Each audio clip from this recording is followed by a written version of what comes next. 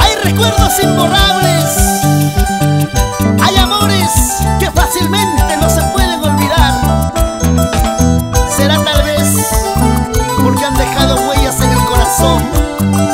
Así te canta la princesa yarumaína, Rosalina Farfán. Uy, uy, uy. Cervecita estoy tomando para olvidarte, ingrato. Porque me tienes perdida, perdida de la memoria. Cervecita estoy tomando para olvidarte, ingrato. Porque me tienes perdida, perdida de la memoria.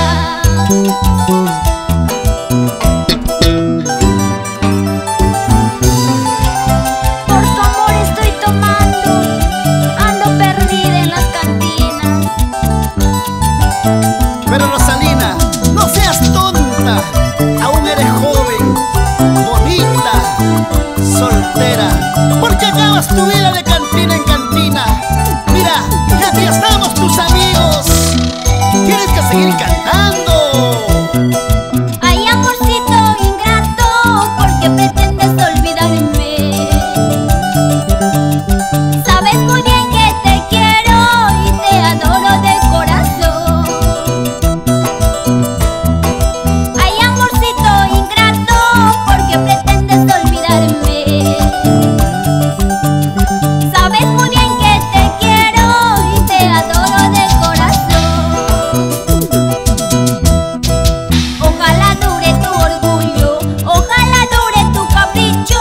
No vaya a ser que algún día sufras como yo he sufrido. Ojalá dure tu orgullo, ojalá dure tu capricho.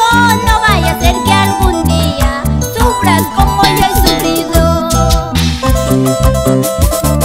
Salud, salud y Exabet Salas, por ellos aunque mal paguen.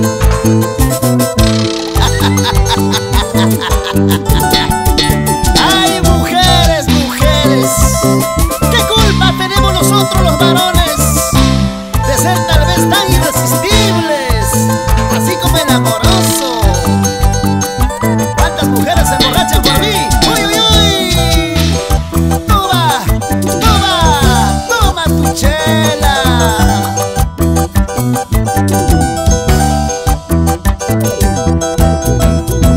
Para mis hermanos de la Merced, Pichanaki, Satipo, Gamboa, Chanchamayo y toda la selva central.